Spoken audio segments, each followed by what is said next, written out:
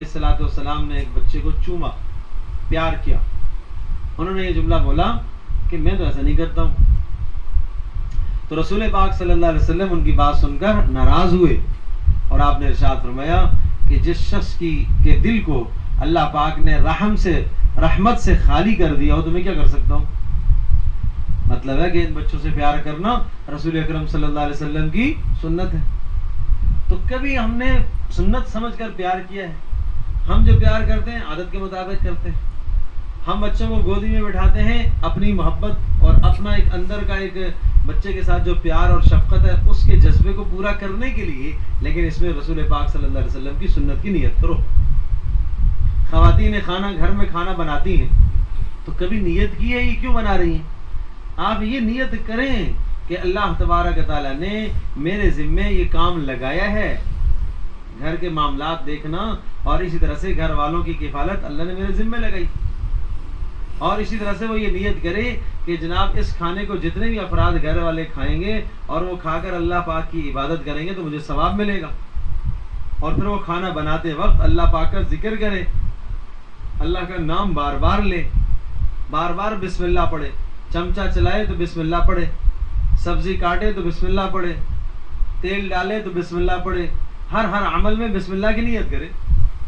بسم اللہ پڑھ کر جب ہر عمل کرے گی اور ہانڈی کے جتنے بھی معاملات ہیں بسم اللہ کے ساتھ ہوں گے، اللہ کے ذکر کے ساتھ ہوں گے، تو طے شدہ بات ہے یہ کھانا جس پیٹ میں جائے گا اللہ تبارک تعالیٰ کی فرما برداری اس میں پیدا ہوگی.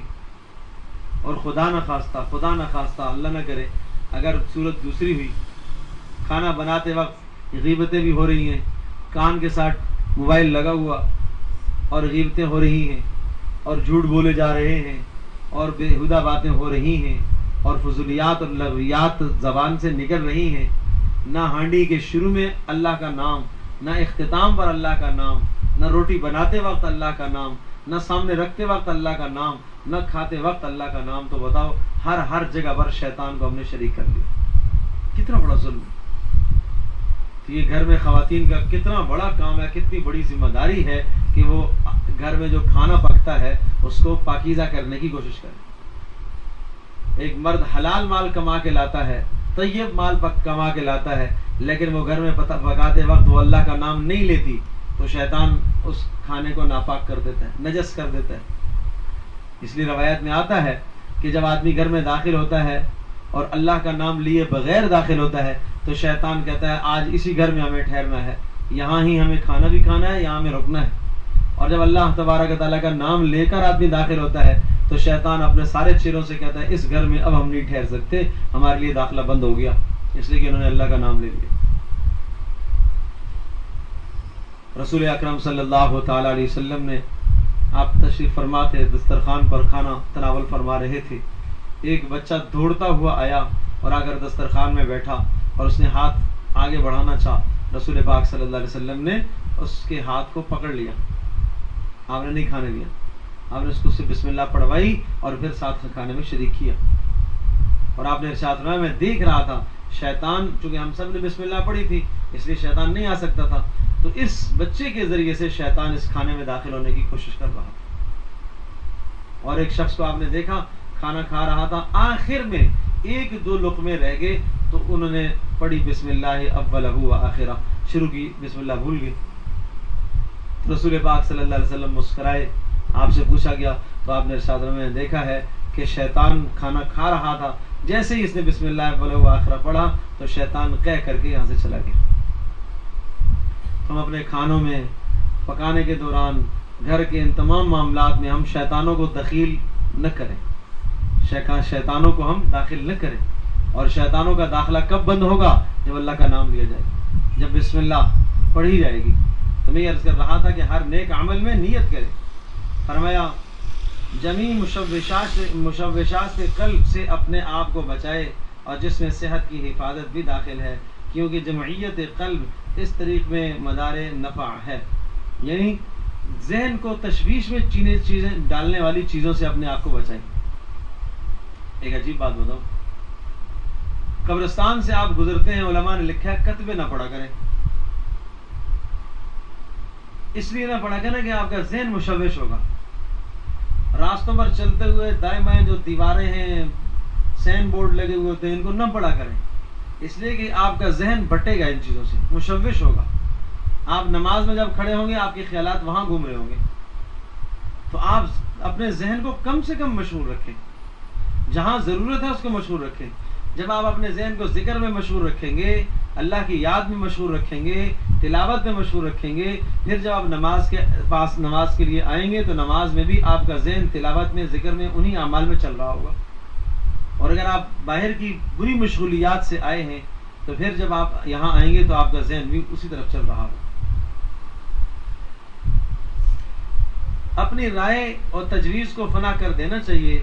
ارشاد فرمایا کہ کوئی اپنی رائے اور تجویز کو فنا کر کے تو پھر دیکھے اللہ تبارک و تعالیٰ اسے وہ دولتیں عطا فرمائیں گے کہ جو اس کے وہم اور گمان میں بھی نہیں ہو سکتی.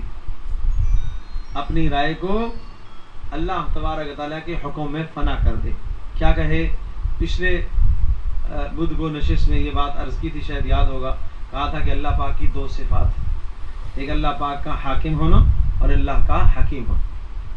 تو ہم فنا کریں نا، اے اللہ تو حاکم ہے، تجھے میرے اندر اور میری ذات پر اور میرے مال پر اور میرے بچوں پر ہر قسم کا تصرف کرنے کا حق حاصل ہے. تو نے جو بھی فیصلہ کیا میں اس تیرے فیصلے پر راضی ہوں. اور تو حکیم ہے اور تو نے جو بھی فیصلہ میرے لیے کیا ہے وہ میرے حق میں بہتر ہے. تو اس کو کہتے ہیں تفویض. وَأُفَوِّضُ أَمْرِي إِلَى اللَّهِ إِنَّ اللَّهَ بَصِيرٌ بِالْعِبَادِ.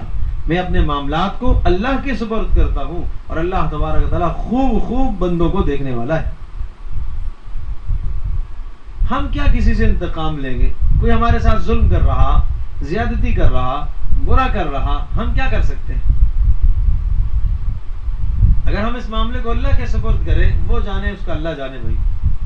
تو اللہ تبارک و تعالیٰ پھر بہترین کام بنانے والا ہے. اللہ تبارک و تعالیٰ بہترین کام بنانے والا ہے. اور ارشاد فرمایا اس میں اتباع شیخ بھی داخل ہے، جس کی سخت ضرورت ہے. اپنی رائے سے کچھ نہ کرے. علاوہ ادب طریق کے شیخ کے اتباع میں ہر قسم کی سہولت اور راحت اور بے فکری بھی تو ہے. لہذا بہت جلد اپنے حالات کی اطلاع شیخ کو بتائے اور اتباع کا سلسلہ جاری رکھے. اور شیخ جس عمل کو تجویز کرے، خواہ وہ کتنا ہی نفس پر گوارا مشکل ہو رہا ہو، ناگوار گزر رہا ہو، آدمی اس کام میں مشغول ہو جائے.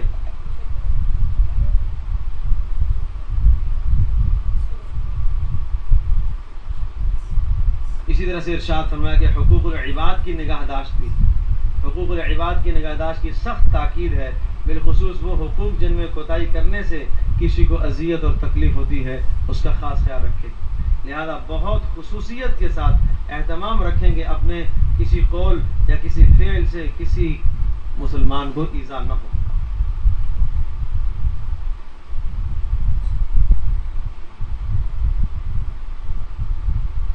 تھانوی رحمۃ اللہ علیہ ایک اور بہت بہترین طریقہ نفس کی اصلاح کا ارشاد فرماتے ہیں. اپنے عیوب کی اصلاح کرانے کے لیے حسب ذیل طریقہ اختیار کریں. اور وہ حسب ارشاد حضرت والا نے یہ ارشاد فرمایا کہ ایک کاغذ پر اپنی سب برائیاں لکھ لیں. اللہ اکبر.